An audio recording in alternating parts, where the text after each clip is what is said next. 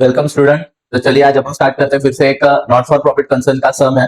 Unique सम है। ये unique सम क्यों बन जाता है? तो आप देख पा रहे होंगे कि बाकी सारे प्रॉब्लम में क्या होता है कि हमेशा रिसिप्ट एंड पेमेंट के अलावा भी और एक बॉक्स अवेलेबल होता है जो होता है पिछले साल की बैलेंस शीट। अब कुछ कुछ सम में क्या होता है कि पिछले साल की बैलेंस शीट दी नहीं जाती है बट पिछले साल की इंफॉर्मेशन आपको दी जाती है। जैसे कि पिछले साल के बता देंगे, आपको एग्जांपल आ जाएगा कि 1 अप्रैल 2018 को असेट्स इतने की थी और उसी साल लाइबिलिटीज इतने इतने फलाना फलाना रुपए की थी। अब इससे होता क्या है कि आपको जो पुराने साल की इंफॉर्मेशन दी गई है उससे आपको बनानी पड़ती है एक पिछले साल की बैलेंस शीट। क्या फाइंड आउट करने के लिए? तो ये फाइंड आउट करने के लिए निकालने पड़ते हैं हमको हमारा कैपिटल फंड। कैपिटल फंड को फाइंड आउट करने के लिए हमको पिछले साल की बैलेंस शीट ड्रॉ करना पड़ता है जो कि हमको सम में दी नहीं रहती है। ऐसा ही एक हम सॉल्व सम ले लेंगे, फिर एक सिमिलर अनसॉल्व सम भी नेक्स्ट वीडियो में डाल देंगे। बट फिलहाल आप आ रहे हैं page number 100, book keeping and accountancy 12th book. Question number है आपका सॉल्व वाला है, क्वेश्चन 15। आपके लिए क्वेश्चन पढ़ लेता हूं। Following is the receipt and payment account of the Krishna junior college Mahabaleshwar. Krishna junior college for the year ending 31 मार्च 2018। आपको रिसिप्ट एंड पेमेंट अकाउंट दिया गया है 31 मार्च 2020 के लिए। ध्यान देंगे, 2018 के लिए नहीं, 2020 के लिए। माने आपका ये फाइनेंशियल ईयर कब खत्म हो रहा है? 2020 को, 31 मार्च 2020 को। तो अगर मेरा साल 31 मार्च 2020 को खत्म हो रहा है, अगर मेरा साल 31 मार्च 2020 को खत्म हो रहा है, तो मेरा साल शुरू कब हुआ होगा? तो मेरा साल शुरू होगा 1 अप्रैल 2019 को। तो ये मेरा साल हो गया 19-20। कौन सा साल हो गया मेरा? 19-20। चलिए आगे बढ़ते हैं। मेरा 2019-20 ये मेरा हो गया करंट ईयर। कौन सा ईयर हो गया? करंट ईयर, चालू साल। चलिए ध्यान देंगे आप लोग, सामने में और क्या बता रहा है कि following is the receipt and payment account of Krishna junior college Mahabaleshwar for the year ending 31 March 2020। Receipt and payment account आपको गिवन है। एडिशनल इन्फॉर्मेशन पे जाते हैं, हमेशा की तरह सॉल्व करेंगे। दो स्टेप मेरे दो स्टेप आपकी तरफ है तो तीसरे स्टेप मेरे तरफ। सबसे पहले आप कर लेंगे, सबसे पहले स्टेप अपनी फॉर्मेटिंग। फॉर्मेटिंग में हम क्या ड्रॉ करने वाले हैं? Expenditure account, income and expenditure account. Expenditure amount amount, income amount amount. Balance sheet draw कर लेंगे, liabilities amount amount, assets amount amount. तो ये फॉर्मेटिंग और नामकरण दोनों स्टेप हो गई। तीसरी हमारी स्टेप है एडजस्टमेंट। चलिए सॉल्व करते हैं। फॉर द करंट ईयर 19-20 बोल रहा है, करंट ईयर के लिए जो हमने पहले ही निकाल दिया 19-20, ये मेरा करंट ईयर है। For the current year 19-20 tuition fees are outstanding ₹10,000। Tuition fee अभी भी मिलना बाकी है। अभी कॉलेज है तो ट्यूशन फीस तो आएगी ही आएगी। तो ट्यूशन फीस अभी भी मिलना बाकी है। तो ट्यूशन फीस दी कहां पे गई है? अब मिलना बाकी है जब उसने बोला तो रिसिप्ट साइड में आपको आना पड़ेगा। रिसिप्ट साइड में सेकंड इसमें आपको दिख रहा है कि टू ट्यूशन फीस। अब ट्यूशन फीस की रिसिप्ट साइड में कितनी वैल्यू दी गई है? दो वैल्यू दी गई है, 18-19 7,000, 19-20 70,000। तो मैं कौन सी वैल्यू पकड़ूंगा? आप बाहर वाली पकड़ लीजिए, निश्चिंत। मैं ट्यूशन फीस लिख देता हूं इनकम में, यहाँ पे बाय ट्यूशन फीस, ये मेरी इनकम है। और ट्यूशन फीस से मुझे टोटल इनकम रिसिप्ट में कितना बताई गई है? 77,000। कितना बताई गई है? 77,000। बट यहाँ पे मैं आपको एक नियम दिया हूं। क्या नियम है? अगला पिछला माइनस करंट ईयर वाला प्लस। अगला पिछला माइनस करना है और करंट ईयर का प्लस करना है। तो आप देख पा रहे होंगे ये 77,000 में 7,000 जो मुझे मिले हैं वो 18-19 के लिए मिले हैं। कब के लिए मिले हैं? 18-19। यहीं पे देख लेंगे। 19-20 ये मेरा करंट ईयर है। 19-20 ये मेरा क्या है? Current year. तो 18-19 ये मेरा क्या हो गया? Previous year. 18-19 ये मेरा क्या हो गया? Previous year. अब 18-19 ये मेरा प्रीवियस ईयर हो गया, 19-20 ये मेरा करंट ईयर है। तो ध्यान देंगे, मुझे 18-19 के 7,000 मिले हैं और 19-20 के कितना मिले हैं? 70,000। तो पर मैं कौन सा कंसिडर करने वाला हूं? तो इनकम एंड एक्सपेंडिचर अकाउंट में आप सिर्फ करंट ईयर की वैल्यू कंसिडर करते हो, इसलिए पिछले साल के जो मिले हैं 7,000 वो अपन क्या कर देंगे? माइनस। माइनस कर देंगे रिसीव्ड फॉर प्रीवियस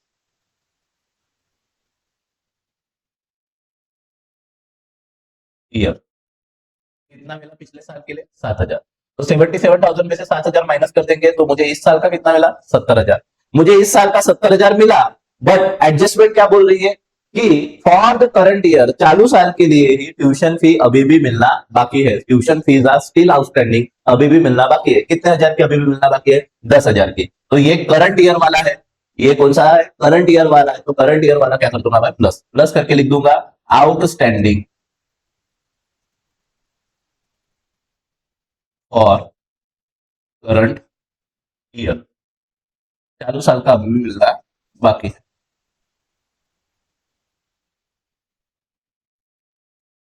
ये आ जाएंगे आपके बाहर 80,000।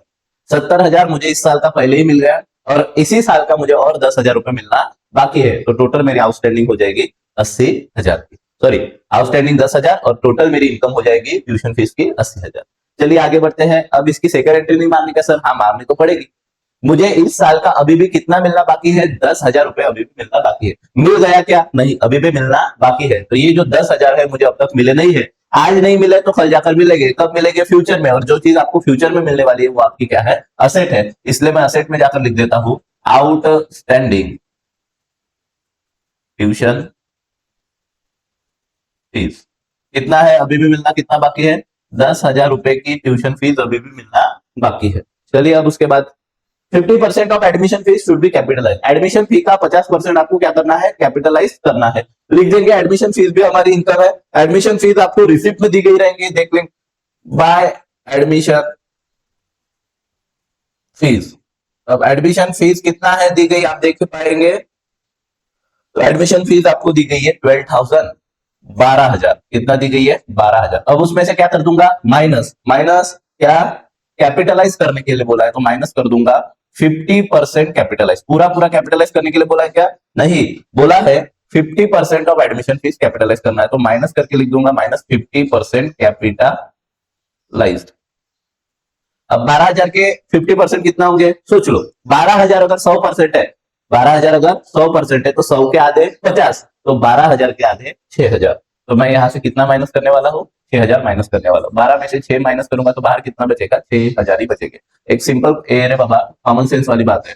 अगर मैं 100 में से 50 माइनस करूंगा तो बाहर 50 ही बचेंगे। एक में से आधा माइनस करूंगा तो बाहर आधा ही बचेगा। वैसे 12 में से 6 माइनस करूंगा तो बाहर में निकलेंगे 6,000। अब ये 6,000 50% कैपिटलाइज करने, ये 6,000 मुझे कैपिटल फंड में क्या करने हैं? प्लस।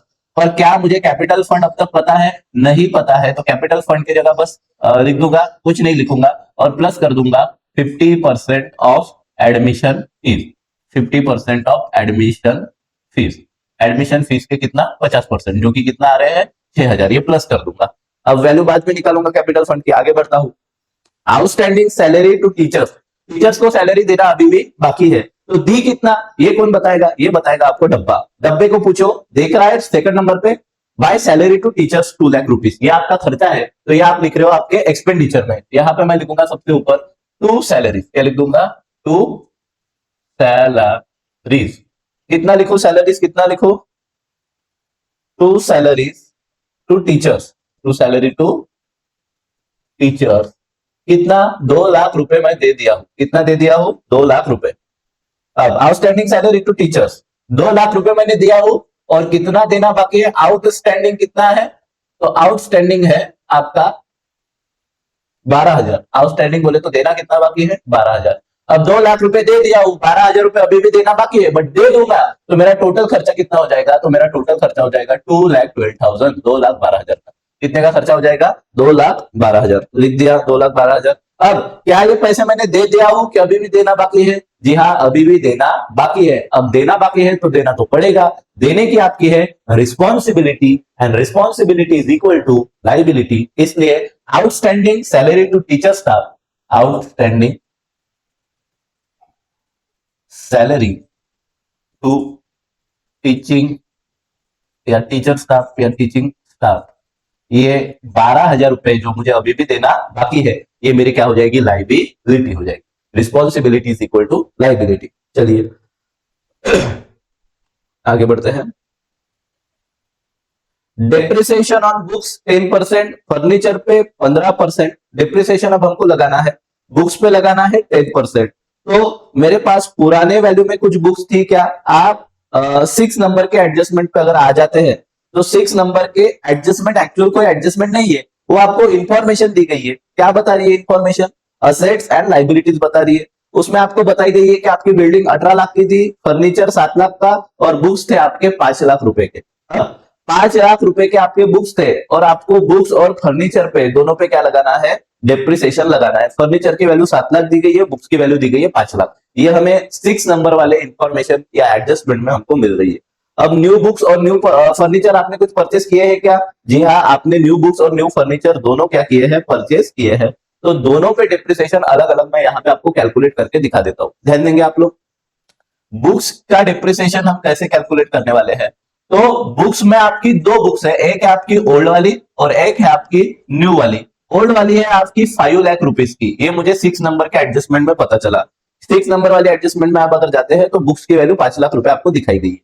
बुक्स मेरे पास पहले से पड़ी है पुरानी वाली 5 लाख रुपए की मेरे कॉलेज में, और मैंने नया परचेस किया, ये मुझे कहां से पता चला? तो आप पेमेंट साइड में आ जाएंगे, तो पेमेंट साइड में चौथे नंबर पे आपको दिया है बाय बुक्स परचेस। क्वेश्चन में पेमेंट साइड में अगर आप आते हैं तो चौथे नंबर पे आपको मिलेगा बाय बुक परचेस ऑन 1 जुलाई 2019। 60,000 की नई किताबें आपने खरीदी है, वैल्यू है आपकी 60,000। और ये 60,000 की नई किताबें आपने कब खरीदी? तो ये आपने खरीदी है परचेस्ड ऑन 1 जुलाई 2019। 1 जुलाई 2019। अब आपने 1 जुलाई को किताबें खरीदी और आपका साल खत्म हो रहा है 31 मार्च 2020 को। कब साल खत्म हो रहा है? 31 मार्च 2020 को। अब आप ही गिन लीजिए, जुलाई से लेकर कितने महीने? मार्च तक आपने वो बुक्स क्या की? यूज की। कौन सी? नई वाली। तो जो न्यू परचेस है उस पर डेप्रिसिएशन कितना लगेगा? गिन लेंगे। जुलाई में हमने परचेस की, जुलाई, अगस्त, सितंबर, अक्टूबर, नवंबर, दिसंबर, जनवरी, फरवरी, मार्च, कितने महीने हमने उसको यूज किया? तो हमने उसको यूज किया 9 मंथ। तो जो 60,000 की न्यू बुक्स है उस पर डेप्रिसिएशन लगेगा 9 मंथ के लिए। तो 5 लाख की जो ओल्ड बुक्स है उस पर डेप्रिसिएशन लगेगा पूरा 12 महीने के लिए। तो 5 लाख का आपको डेप्रिसिएशन बोला कितना है? वैसे आप आ जाएंगे डेप्रिसिएशन वाले एडजस्टमेंट पे, बुक्स पे आपको डेप्रिसिएशन लगाना है 10%। कुछ नहीं करेंगे 10% के लिए, सिंपली 5 लाख में से एक जीरो क्या कर देंगे? आप काट देंगे। कितना बच रहा है? 50,000। तो 50,000 ये आपका डिप्रिसिएशन आ गया आपकी पुरानी वाली बुक्स पे। अब न्यू बुक्स पे डिप्रिसिएशन कितना आएगा? 10%, एक जीरो यहां से भी काट दो, आ गया 6,000। बट ये जो बुक्स पे 6,000 का डिप्रिसिएशन आया है ये आपको मिल रहा है सिर्फ, ध्यान देंगे, ये जो बुक्स पे 6,000 का डिप्रिसिएशन आया है वो आपको मिल रहा है 12 महीनों का। बट हमको कितने महीनों का डिप्रिसिएशन कैलकुलेट करना था? हमको 9 महीने का डिप्रिसिएशन क्या करना था? कैलकुलेट। तो 50,000 तो आ ही गया है फाइनल डिप्रिसिएशन ये 5 लाख की बुक्स पे। 60,000 की बुक्स पे डिप्रिसिएशन आया है 6,000, पर 6,000 हमको नहीं चाहिए।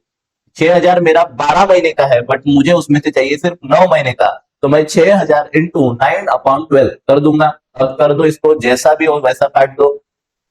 12 पंचे 60, 500 गया, और 9 5 जा 45, तो 4,500।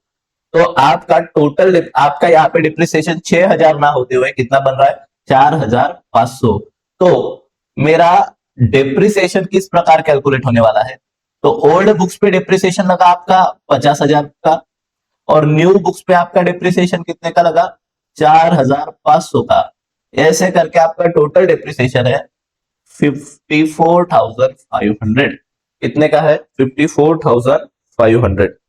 चलिए, 54,500 का आपका क्या है total depreciation on books purchase. अब इसकी एंट्री हम कैसे मारने वाले हैं? तो इसकी एंट्री हम लगा देंगे इस प्रकार है बाबा। हम सबसे पहले असेट्स में लिखेंगे। क्या लिखने वाले हैं हम असेट में? बुक्स। अब यहाँ पे मैं ब्रैकेट करके लिख देता हूं ओल्ड वाली, और इसकी वैल्यू लिखूंगा मैं 5 लाख। ये मेरी ओल्ड बुक्स है। प्लस करके लिखूंगा न्यू परचेस। क्या लिखूंगा? New purchase. अब मैंने नया कितने का खरीदा? 5 लाख के बाद मैंने नया खरीदा है, 5 लाख के बाद मैंने नया कितने का खरीदा है? 60,000 का।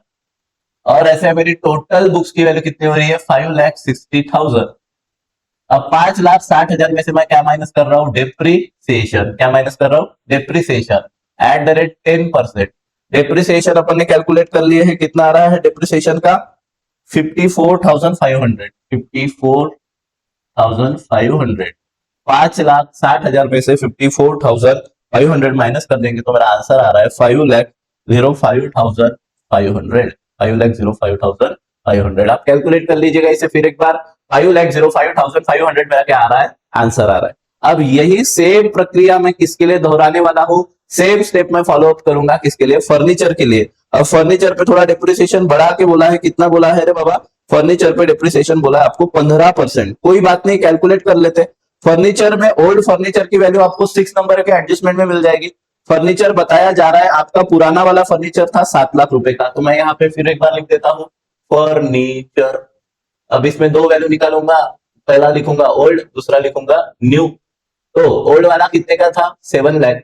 नया कुछ खरीदा है क्या, ये कौन बताएगा? तो ये आपको बताएगी आपकी पेमेंट साइड। अगर आप पेमेंट साइड में आते हो तो नीचे में आपको दिखेगा बाय फर्नीचर परचेस ऑन 1/1/2020। बोले तो ये फर्नीचर आपने परचेस किया 1 जनवरी 2020 को। अब इसको भी गिन लेंगे, कितने का फर्नीचर आपने परचेस किया? 40,000 का फर्नीचर आपने परचेस किया। कब परचेस किया? 1/1/2020।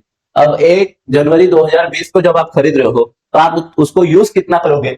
आपका साल खत्म हो रहा है 31 मार्च 2020 को, आपने जनवरी में उसको खरीदे, जनवरी फरवरी मार्च, कितना महीने यूज किए? 3 महीने। तो डिप्रिसिएशन भी कितने महीने का लगेगा? सिर्फ 3 महीने का। तो यहाँ पे आपको डिप्रिसिएशन कैलकुलेट करना चाहिए सिर्फ 3 महीने का। चलिए करते हैं।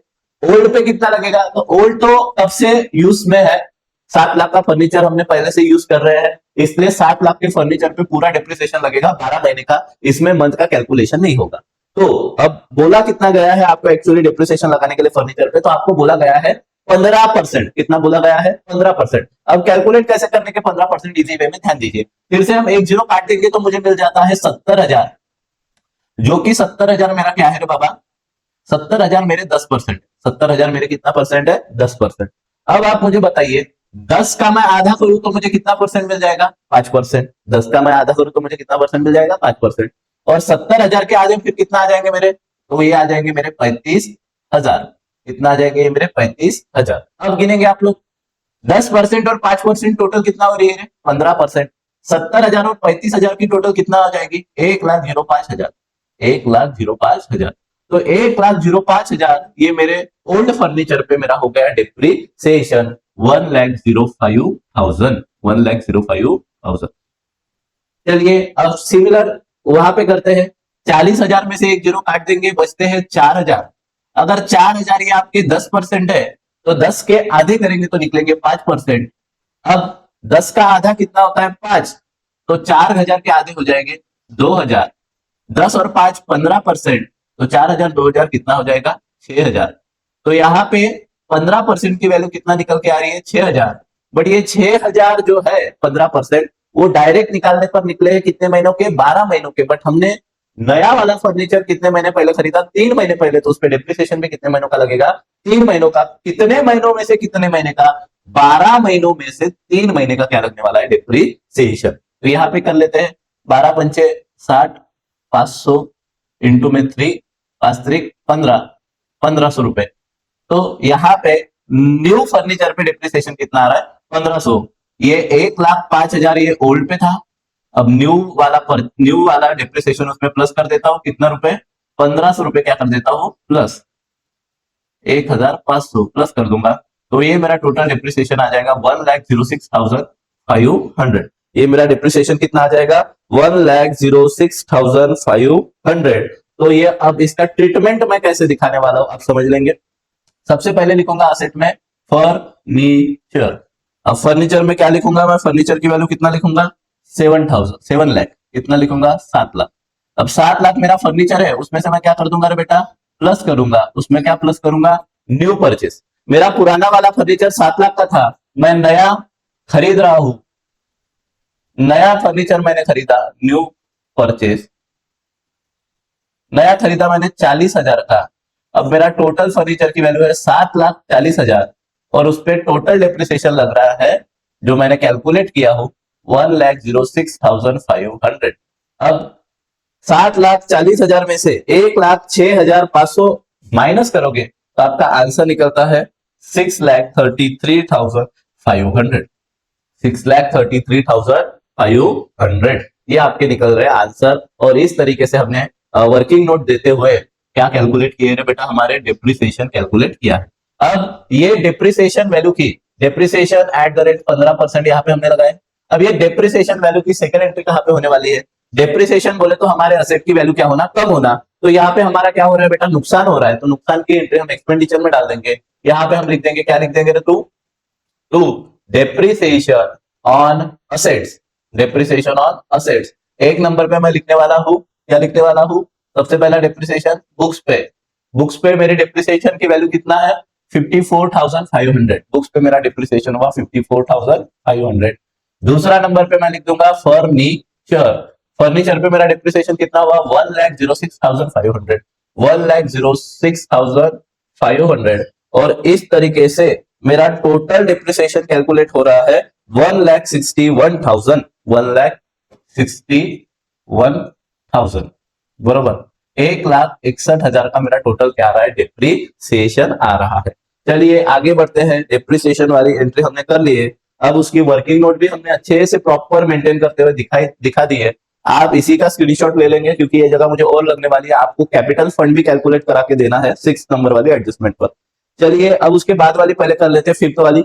50% of government grant should be capitalise. 50% के गवर्नमेंट ग्रांट्स को आपको क्या करना है, कैपिटलाइज करना है। तो गवर्नमेंट ग्रांट्स मिली कितना, आप वो रिसिप्ट में देख लेंगे आप लोग।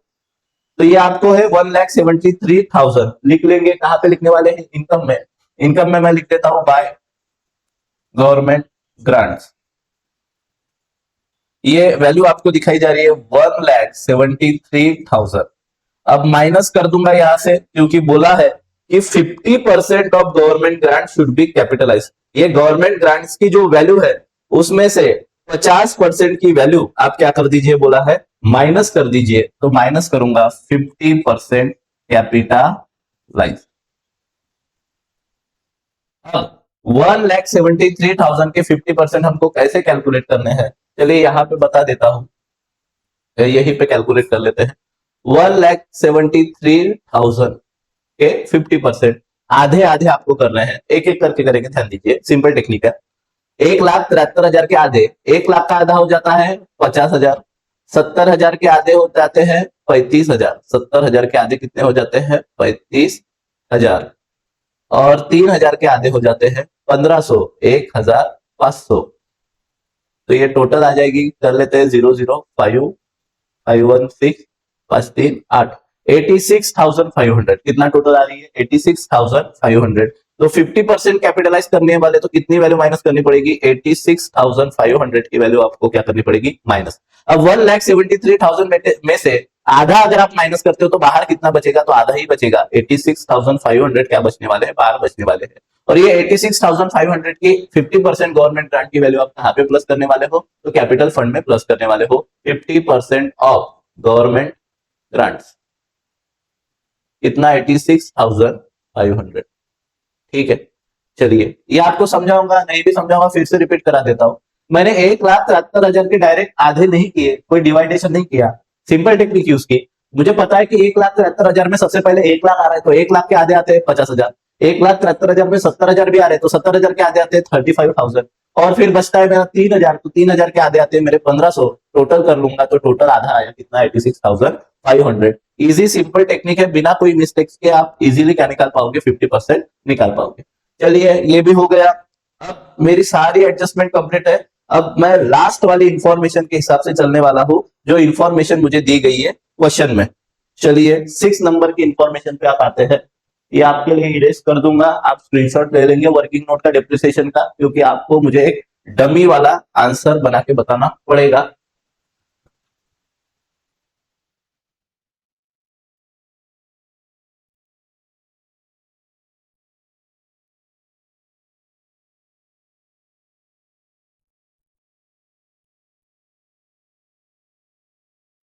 चलिए अब आपको जो इन्फॉर्मेशन दी गई है कौन से नंबर के एडजस्टमेंट पे, 6 नंबर के एडजस्टमेंट पे। Assets and liability on 1 April 2019। तो असेट्स एंड लाइबिलिटीज के कैलकुलेशन के लिए मैं यहाँ पे आपको बना के दिखा दूंगा एक डमी वाली बैलेंस शीट। बैलेंस शीट थोड़ी छोटी बन सकेंगे आप लोग, समझ लेंगे। एक डमी वाली क्या बना रहा हूं, बैलेंस शीट।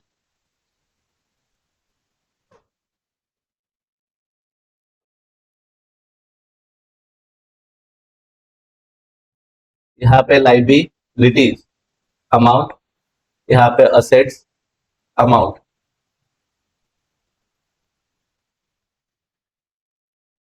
हाँ चलिए स्टार्ट करते हैं, क्या क्या बोला है। Assets and liabilities on 1 April 2019 were as follows. बोला है साल की शुरुआत में, बोले तो पिछले साल की असेट्स एंड लाइबिलिटीज नीचे दी गई है।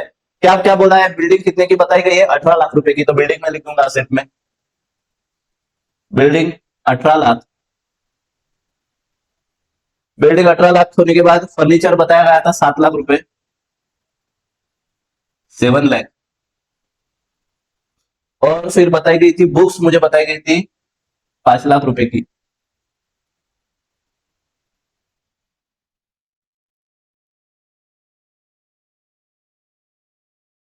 5 लाख रुपए की बुक्स है। उसके बाद 9% बैंक डिपॉजिट है। बैंक डिपॉजिट 9% है, इसका मतलब क्या है कि बैंक डिपॉजिट पे आपको 9% का क्या मिलने वाला है, ब्याज मिलने वाला है।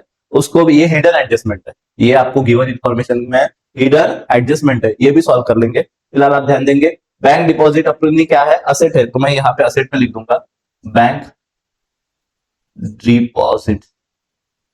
कितना है, 3 लाख रुपीज। अब बैंक डिपॉजिट 3 लाख लिखने के बाद आपको दिख रहा है ट्यूशन फीस रिसीवेबल। पिछले साल जो ट्यूशन फीस मिलना बाकी था, आप यहाँ पे देख लेंगे पिछले साल ट्यूशन फीस मिलना बाकी था, 7,000 वहां पे वैल्यू दी गई है, और ये 7,000 मुझे इस साल मिले हैं, बट यही 7,000 मुझे पिछले साल मिलना क्या था, बाकी था। तो मैं यहाँ पे लिख दूंगा ट्यूशन फी रिसीवेबल। कितना थी, 7,000 रुपए की ट्यूशन फी अभी भी मिलना बाकी थी, ये पिछले साल मिलना बाकी थी, इस साल मिल गई है। उसके बाद बैंक ओवरड्राफ्ट, ये आपकी लाइबिलिटी में आएगा। बैंक ओवरड्राफ्ट कहां पे आ जाएगा, लाइबिलिटी, बैंक ओवरड्राफ्ट। कितने का है बैंक ओवरड्राफ्ट, 28,500। 28,500 का क्या था रे, आपका कर्जा था, आपकी लाइबिलिटी थी। तो ये जो मैंने इंफॉर्मेशन के हिसाब से मेरी पूरी पूरी क्या लिख दी, मैंने असेट्स लिख दी। अब इंफॉर्मेशन के हिसाब से मैंने मेरी लाइबिलिटीज भी लिख दी। और इसमें क्या छूट गया, तो आप रिसिप्ट एंड पेमेंट अकाउंट में अगर आते हो, तो रिसिप्ट एंड पेमेंट अकाउंट में आपको एक कैश बैलेंस दिया है। क्या दिया है बेटा, कैश बैलेंस दिया है। वो cash balance cash in hand के नाम से भी आपको कंसिडर करना पड़ेगा। यहाँ पे कैश इन हैंड 23,500, 23,500 कर देंगे। यहाँ पे टोटल निकाल लेंगे इसकी। अब यहाँ पे टोटल निकाल लेंगे, क्या क्या टोटलाइज करना है आपको, 18 lakh, 18 lakh plus 7 lakh plus 5 lakh plus 3 lakh plus 7,000 plus 23,500। तो यहाँ पे आपकी टोटल बना के आ रही है 33,000, 33 लाख 30,500, 30 लाख 33,30,500, 33,30,500, 33,30,500। ये आपकी क्या आ रही है, टोटल आ रही है। अब 33,30,500 में से 28,500 ये साइड की लाइबिलिटी को क्या कर दूंगा मैं, माइनस। तो करते हैं 28,500 माइनस, तो मुझे आंसर निकल के आ रहा है, बैलेंस मेरा आ रहा है 33,02,000, 33,02,000, 33,02,000। तो ये जो आ गया, ये मेरा क्या आ गया रे बाबा, ये मेरा आ गया कैपिटल फंड, ये मेरा आ गया कैपिटल फंड, जो कि मेरी है बैलेंसिंग फिगर। क्या है, मेरी बैलेंसिंग फिगर है। टोटल मैं दोनों साइड लिख लूंगा 30,30,500। अब ये बड़ी अमाउंट दोनों साइड, बड़े में से छोटे को माइनस, और पिछले साल की असेट में से मैंने पिछले साल की लाइबिलिटी जब माइनस किया, तो जो बैलेंस निकल के आ रहा है वो क्या होती है, मेरी कैपिटल फंड होती है। इस प्रकार ये वर्किंग नोट हम करते हैं, पिछले साल की बैलेंस शीट बनाते हैं। Balance sheet as on 1 April 2019, 2019 की शुरुआत में जो हमारी हमें बैलेंस आइटम दिया था असेट्स एंड लाइबिलिटीज का, उसकी मदद से हमने क्या निकाल पाए, हमारा कैपिटल फंड निकाल दिए। अब इसमें हमने किए क्या है, न्यूज स्टेप में, तो हमने पिछले साल की पूरी असेट्स पकड़ ली, उसमें भी हमने balance brought down, receipt and payment side में जो बैलेंस ब्रॉट डाउन होता है, जिसको हम आज तक क्या करते आए थे, स्किप करते आए थे, उसको हमें कंसिडर करना पड़ा। क्योंकि जो आज इस साल का आपको इस रिसिप्ट एंड पेमेंट अकाउंट का बैलेंस ब्रॉट डाउन बता रहा है, वो पिछले साल के बैलेंस शीट में बैलेंस कैरिड डाउन रहा होगा, तो पिछले साल का वो cash in hand, cash at bank रहा होगा, तो पिछले साल की असेट रही होगी, इसलिए कैश इन हैंड 23,500 हमको यहाँ पे क्या करना पड़ा, कंसिडर करना पड़ा। सबकी टोटल लगाने के बाद मैं जब लाइबिलिटी को माइनस कर दूंगा, एक लाइबिलिटी आपको दी गई थी, तो मुझे जो आंसर मिल रहा है 33,02,000, ये मेरा हो जाएगा कैपिटल फंड। तो 6 नंबर की एडजस्टमेंट नहीं थी, जस्ट इंफॉर्मेशन थी, और ये इंफॉर्मेशन आपको क्यों दी गई थी, ताकि आप क्या निकाल सको, कैपिटल फंड निकाल सको। और ये आपका यहाँ पे कैपिटल फंड निकल के आ रहा है 33,002,000, 33,002,000। अब करना क्या है मुझे, इसमें और एक 6 नंबर में एक एडजस्टमेंट टाइप था, क्या हिडन एडजस्टमेंट थी, 9% के बैंक डिपॉजिट। क्या थे बाबा, 9% के बैंक डिपॉजिट। अब आप देख पा रहे होंगे कि पिछले साल में मेरी बिल्डिंग थी 18 लाख की, इस साल क्या वो गायब हो गई होंगी क्या, नहीं, इस साल भी तो होंगी। तो बिल्डिंग मैं इस साल की मेरी असेट में लिख देता हूं, बिल्डिंग मेरी है 18 लाख, 18 लाख की मेरी क्या है बिल्डिंग। दूसरा फर्नीचर हो गया मेरा, ये यहाँ पे देखेंगे ओल्ड फर्नीचर 7 लाख का था, न्यू फर्नीचर 40,000 का खरीदे, ये हो गया मेरा। बुक्स भी हो गया, बुक्स मेरे पुराने वाले 5 लाख के थे, मैंने यहाँ पे वैल्यू दिया था 5 लाख में न्यू परचेस कर दिया, ये भी हो गया। उसके बाद बैंक डिपॉजिट बता रहा है कितना, 3 लाख के, बट आपको ये पता है उसके सामने क्या लिखा था, 9% ऑफ बैंक डिपॉजिट। कितना percent of bank deposit, 9% of bank deposit. मैं यहाँ पे लिख देता हूं 9% of bank deposit, 9% bank deposit.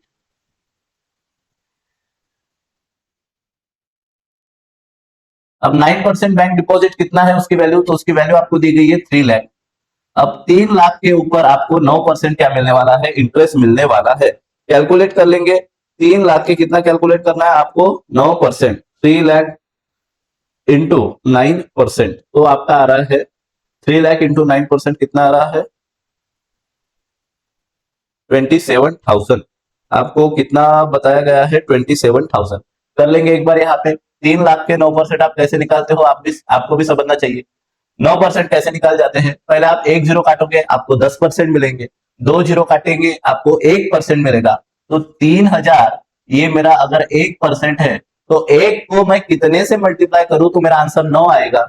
एक को आपको मल्टीप्लाई करना पड़ेगा 9 से, तब जाकर आपका आंसर 9 ही आएगा। 9 वन जा 9, तो आपका 9% बन रहा है। इसलिए 1% को 9% करने के लिए 9 से मल्टीप्लाई करना पड़ा, तो 3,000 को भी आपको कितने से मल्टीप्लाई करना पड़ेगा, 9 से मल्टीप्लाई करना पड़ेगा। अब करेंगे 9 3 ये आएगा आपका 27, और ये आ रहा है आंसर आपका 27,000। तो 3 लाख के बैंक डिपॉजिट पे आपको इंटरेस्ट कितना मिलना चाहिए, 27,000 मिलना तो चाहिए, बट कुछ पहले से ही मिला है क्या, ये मुझे बताएगा मेरा रिसिप्ट एंड पेमेंट वाला डब्बा। रिसिप्ट साइड में देखेंगे अगर आप कुछ दिया है, हाँ दिया है, देखेंगे इंटरेस्ट ऑन बैंक डिपॉजिट कितना बताया जा रहा है, 25,500। ये मैं मेरी इनकम में लिख दूंगा, bye interest on bank deposit. Interest on bank deposit कितना दिया गया है, 25,500, 25,500। अब आप ये सोचिए कि हमने कैलकुलेट किया 3 लाख रुपए के डिपॉजिट पर मुझे इंटरेस्ट कितना मिलना चाहिए था, 27,000।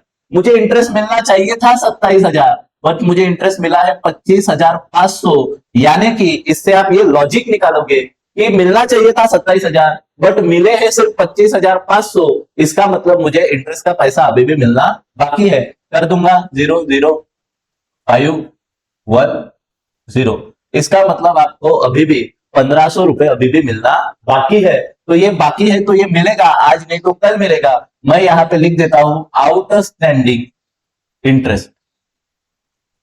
इंटरेस्ट अभी भी मिलना बाकी है, कितना मिलना बाकी है, 1,500 मिल जाएगा। तो आपकी इनकम कितनी होनी चाहिए बैंक डिपॉजिट पे इंटरेस्ट है, तो आपकी इनकम हो जाएगी बराबर 27,000। अब ये बैंक डिपॉजिट 3 लाख के बताए जा रहे हैं, इस पे आप प्लस करेंगे इंटरेस्ट ऑन बैंक डिपॉजिट्स, कितना इंटरेस्ट मिलना बाकी है, तो 1,500 रुपए का इंटरेस्ट मिलना बाकी है। तो इसका आंसर आ जाएगा 3,01,500। 3,15,000 का इसका क्या आ जाएगा, आंसर आ जाएगा। तो चलिए ये भी एडजस्टमेंट मेरी कंप्लीट हो गई है, हिडन एडजस्टमेंट की। फिर से एक बार दोहरा देता हूं आप सबके लिए। बोला क्या गया था कि इंटरेस्ट ऑन बैंक डिपॉजिट 9% है। ये आपको किसी एडजस्टमेंट ने नहीं बताया, बस आपको एक इंफॉर्मेशन थी कि 3 लाख के आपके बैंक डिपॉजिट है जो 9% है। कैसे है 9%, जब उसके सामने परसेंट लिखा है इसका मतलब उस पर उतना ब्याज मिलने वाला है। अब 3 लाख का 9% हमने कैसे कैलकुलेट किए, 2 जीरो काट दिए, हमको मिला 1%। 1% को 9 से मल्टीप्लाई किया तो 9% हो गए, तो 3,000 को भी 9 से मल्टीप्लाई किया तो हमें आंसर मिला 27,000। अब 27,000 मुझे इंटरेस्ट मिलना चाहिए, बट मिला क्या वो मुझे कौन बताएगा? मेरे रिसिप्ट साइड। अगर जब मैं मेरे रिसिप्ट साइड में गया क्वेश्चन में, तो रिसिप्ट साइड में मुझे इंटरेस्ट ऑन बैंक डिपॉजिट कितना दिखा? सिर्फ 25,500। इसका मतलब मुझे बैंक डिपॉजिट पे कितना इंटरेस्ट मिल चुका था? 25,500 मिल गया था, बट मुझे और कितना मिलना बाकी है? क्योंकि मुझे मैंने जब कैलकुलेट किया तो मुझे दिखा कि मुझे 27,000 आने चाहिए, मुझे मिलने चाहिए थे 27,000, बट मुझे मिले सिर्फ कितना? 25,500। इसका मतलब मुझे अभी भी मिलना बाकी है 01,500, माने 1,500 रुपए मुझे अभी भी मिलना बाकी थे। अगर मिल जाएंगे 1,500 रुपए आउटस्टैंडिंग इंटरेस्ट, तब मेरी इनकम कितना होगी इस साल की? 27,000। और ये इंटरेस्ट मुझे अभी भी मिलना बाकी है, अब नहीं मिला तो फ्यूचर में तो मिलेगा, इसलिए वो 1,500 मैं असेट में लिख के बाहर लिख दूंगा। ठीक है, यहाँ पे ये एडजस्टमेंट क्या हो रही है? खत्म हो रही है। अब हमारी लगभग सारी एडजस्टमेंट खत्म है। सिमिलरली हमने कैपिटल फंड का भी क्या कर लिया है? कैलकुलेशन कर लिया है। एडजस्टमेंट एंड कैपिटल फंड के बाद अब हम आते हैं पोस्टिंग्स पे। चलिए पोस्टिंग्स लिख देते हैं। बैलेंस ब्रॉट डाउन हमने कहां पे कंसीडर किया है? जब हमने बैलेंस शीट बनाई पिछले साल की, तब हमने कैश इन हैंड में बैलेंस ब्रॉट डाउन कंसीडर किया है, उसको रिपीट में नहीं लेंगे। ट्यूशन फीस देखेंगे। ट्यूशन फीस आपको दी गई है 60,000 और 70,000। अब ये 60,000 तो ये पिछला साल का मैटर था, तो हमने पहले ही 77,000 में से 7,000 क्या कर दिए पिछले साल के माइनस, और ट्यूशन फीस का ट्रीटमेंट कर दिए है। फाइन कलेक्टेड, ये मेरी इनकम है, मैं यहां पे लिख दूंगा by fine collected. Fine collected कितना रुपए फाइन कलेक्टेशन का? तो ये है आपका 4,000। 4,000 आपने फाइन से कमा ली। उसके बाद इंटरेस्ट ऑन बैंक डिपॉजिट, ये हो गया। इंटरेस्ट ऑन बैंक डिपॉजिट 25,500 मिला है, 1,500 भी मिलना बाकी है, मिलेगा टोटल तो 27,000 हो जाएगा। उसके बाद एडमिशन फी, एडमिशन फीस तो हमने 50% माइनस करके कैपिटल फंड में लिख दिया है। उसके बाद डोनेशन फॉर प्राइस फंड, अब ये डोनेशन आपको मिला है, वैसे तो डोनेशन आपकी इनकम है, बट ये स्पेसिफिक डोनेशन है, ये आपको किसके लिए मिला है? Price fund. अब कॉलेज है, 10th में 12th में कोई पास आउट होगा, अच्छे मार्क लाएगा, टॉपर रहेगा, आप उसको प्राइज दो, और उसके लिए किसी व्यक्ति ने आपको कुछ पैसा डोनेशन के स्वरूप में दे दिया 90,000। तो जब भी डोनेशन आपको किसी स्पेसिफिक पर्पज के लिए मिलता है, तब आपको उसको लिखना है आपके लाइबिलिटी में। और आप ये भी जान लीजिए कि किसी भी प्रकार की फंड आपकी क्या होती है? लाइबिलिटी होती है। तो मैं डोनेशन फॉर प्राइस फंड कहां पे लिख दूंगा? लाइबिलिटी में। डोनेशन फॉर प्राइस फंड कितना लिख दूंगा? डोनेशन फॉर प्राइस फंड, तो ये है आपकी वैल्यू है 90,000, 90,000। अब उसके बाद टू गवर्नमेंट ग्रांट्स, ये भी मेरा हो गया है, तो रिसिप्ट साइड पोस्टिंग मेरी कंप्लीट है। अब बैंक ओवरड्राफ्ट, आपको पेमेंट में सबसे ऊपर बैंक ओवरड्राफ्ट दिया गया है 28,500। अब आप एक बार एक नजर यहां पे मारेंगे। बैंक ओवरड्राफ्ट मेरी पिछले साल की लाइबिलिटी थी, जो मैंने इस साल क्या कर दी? पेड कर दी। अब मैंने पिछले साल का खर्चा इस साल पेड किया, तो क्या उस खर्चे को मैं इस साल के खर्चों में जोड़ूंगा? जी नहीं, वो मेरा पिछले साल का हो गया। पिछले साल का मुझे किसी का तो भी 28,000 बैंक का कर्जा था मेरे पे 28,500 का, जो मैंने इस साल पेड किया, बट वो जो मैंने पेमेंट किया हूं, वो मैंने पिछले साल के ड्यू सेटलमेंट के लिए पे किया हूं, इसलिए उसकी रिकॉर्डिंग आप इनकम एंड एक्सपेंडिचर अकाउंट में करने वाले नहीं हो, क्योंकि इनकम एंड एक्सपेंडिचर अकाउंट में सिर्फ करंट ईयर रिलेटेड एंट्रिया ही रिकॉर्ड की जाती है। चलिए, तो ये स्किप हो गया, ठीक है, फिटूस हो गया। पिछले साल आप पे कर्जा था और इस साल आपने वो पेड कर दिए, बट इस साल आप उसकी एंट्री नहीं मारते, क्योंकि वो पिछले साल का कर्जा था, इसलिए। उसके बाद सैलरीज टू टीचर्स हो गया है, 2 लाख दी थी, 12,000 अभी भी देना बाकी है। एडजस्टमेंट ने बताया था टोटल खर्चा होगा मेरा 2,12,000। उसके बाद सैलरी टू ऑफिस स्टाफ, ये मैं लिख दूंगा मेरे एक्सपेंडिचर में, ठीक है, to salaries to office staff. Office staff को सैलरी कितना जा रही है मेरी? 40,000। उसके बाद बुक्स परचेज 60,000, ये एंट्री अपन ने लगा दी है। बुक्स परचेज, न्यू परचेज में 60,000 प्लस कर दिए 5 लाख में। प्रिंटिंग एंड स्टेशनरी, ये मेरा खर्चा है, खर्चे में लिख दूंगा to printing and stationery. Printing and stationery का खर्चा कितना हुआ आपका? 7,000। उसके बाद ऑफिस रेंट, ये मेरा खर्चा है to office rent. Office rent पे आपका खर्चा कितना हुआ? ये हुआ आपका खर्चा 6,000 का। उसके बाद रिपेयर्स, रिपेयर्स पे भी आपका खर्चा है। रिपेयर्स पे आपका खर्चा कितना जा रहा है? 3,000। उसके बाद sports expenses, sports expenses, sports expenses हो रहे हैं आपके 1,500 रुपए के। एनुअल गैदरिंग एक्सपेंसेस, ये आपके जा रहे हैं 12,000 में। एनुअल गैदरिंग एक्सपेंसेस ये आपके जा रहे हैं 12,000।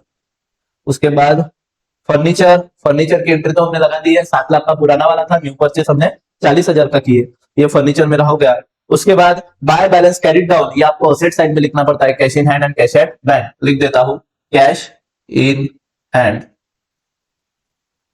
Cash at bank. कितना दिया है? कैश इन हैंड आपको बताया जा रहा है 200 रुपए, कैश एट बैंक दिया जा रहा है 6,800, तो टोटल मेरी हो जाएगी 7,000।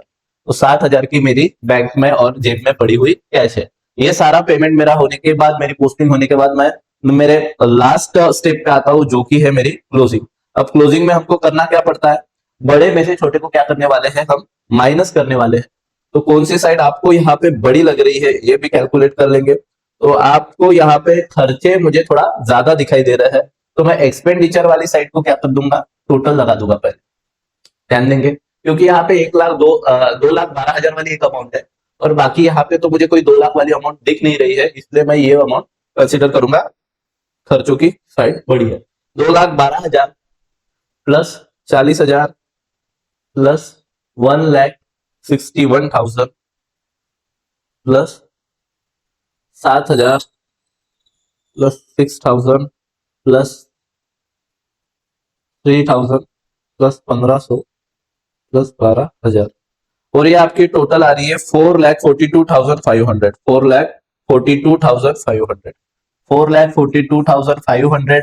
अब ये बड़ी अमाउंट है, तो बड़ी अमाउंट दोनों साइड को, बड़ी अमाउंट इधर भी, बड़ी अमाउंट उधर भी, 4,42,500, एक लाइन ऊपर 2 लाइन नीचे। अब बड़े में से छोटे अमाउंट को क्या करेंगे? माइनस। तो 4,42,500 से ये अमाउंट माइनस कर देते हैं, 4,000 माइनस 27,000 माइनस 80,000 माइनस 6,000 माइनस 86,500। तो ये आपका आंसर आ रहा है 2,39,000, और ये आपका पूरा पूरा क्या आ रहा है? डेफिसिट आ रही है।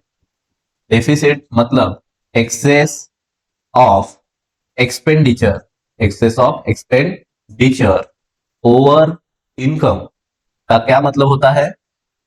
एक्सपेंडिचर का ज्यादा होना, एक्सपेंडिचर आपकी इस बार ज्यादा है, किससे ज्यादा है? आपकी इनकम से ज्यादा आपके खर्चे है, और टोटल आपका खर्चा कितने से ज्यादा दिखाई दे रहा है? तो वो दिखाई दे रहा है 2,39,000 से, 2,39,000। अब ये 2,39,000 वाली अमाउंट हम सरप्लस अपना कैपिटल फंड में से क्या कर देंगे? माइनस कर देंगे। कैपिटल फंड में से क्या कर देंगे? माइनस कर देंगे। क्या नाम से? डेफिसिट के नाम से माइनस कर देंगे। क्या नाम से? Deficit, minus deficit. पहले यहाँ पे टोटल लगा लेता हूं, 33,02,000 का आपका कैपिटल फंड है, प्लस 6,000 50% ऑफ एडमिशन अपन ने डाल दिए, प्लस 86,500 गवर्नमेंट ग्रांट से हमने कैपिटल में लगा दिए। तो आपकी टोटल कैपिटल इस बार बन रही है 33,94,500, 33,94,500। उसमें से मैं माइनस कर दूंगा, कितना निकला है मेरा डेफिसिट? 2,39,000।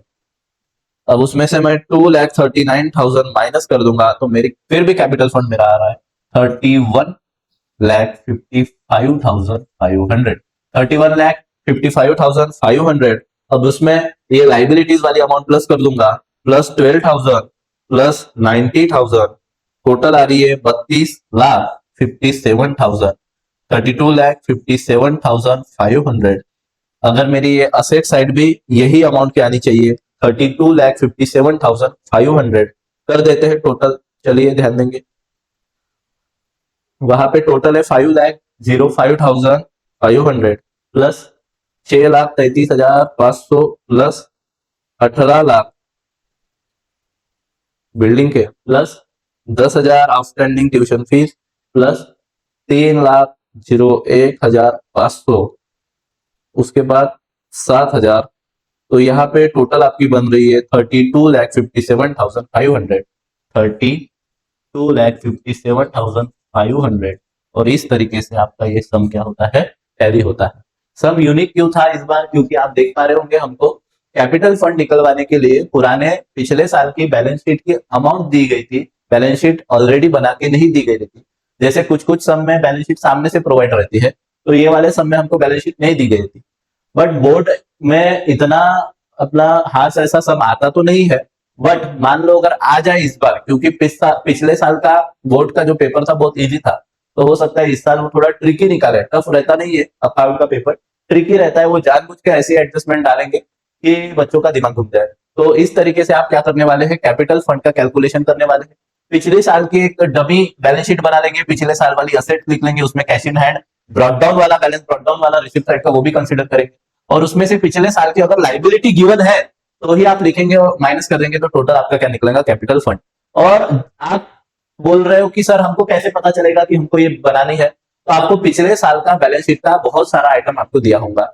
असेट्स तो दी गई होंगी, बट मिनिमम 1 या 2 आपको क्या दी गई होगी, लाइबिलिटी। जैसे यहाँ पे असेट्स तो थी, साथ ही एक लाइबिलिटी की अमाउंट हमको गिवन थी, जो की थी बैंक ओवरड्राफ्ट, तो वो हमने कंसीडर कर लिया कि यहाँ पे हमको कैपिटल कैलकुलेट करना है। और क्वेश्चन में आपको पूरे क्वेश्चन में, जैसे अभी तक के हमने क्वेश्चन सॉल्व किया तो कैपिटल फंड सामने से बताया जाता था, बट इस क्वेश्चन में कैपिटल फंड दिया गया नहीं था, इसलिए हमको ये तामझाम करना पड़ा क्या कैलकुलेट करने के लिए, कैपिटल फंड कैलकुलेट करने के लिए। दूसरा एक यूनिक एडजस्टमेंट इसमें क्या थी, तो 9% के बैंक डिपॉजिट, जो कि 3 लाख रुपए के, जिसपे 9% निकल रहा था 27,000। अब रिसिप्ट साइड में बताया गया था कि उसमें से 25,500 मिल गए हैं और 500 रुपए अभी भी मिलना बाकी है, प्लस करेंगे तो बाहर निकल आएगा 27,000। तो ये ऐसे हम कैलकुलेट करते हैं। सिमिलर एक सम इसी के नेक्स्ट वीडियो में मैं डाल दूंगा, बट ये सम आपका इंपॉर्टेंट है, इसको भी आप कंसीडर करेंगे। Thank you. लाइक कीजिए, पेपर नजदीक आते जा रहे हैं, एग्जाम नजदीक आते जा रही है, जल्दी जल्दी मैं ट्राई कर रहा हूँ कि आपको ज्यादा से ज्यादा इंफॉर्मेटिव वीडियो कैसे मैं प्रोवाइड कर पाऊँ। आप ज्यादा से ज्यादा इस वीडियो को, लिंक को शेयर कीजिए अपने दोस्तों में, फ्रेंड्स में, और जिन्होंने कोचिंग वगैरह नहीं लगाई है, क्या पता इससे उनको कुछ हेल्प हो जाए, तो प्लीज शेयर कीजिए। Thank you.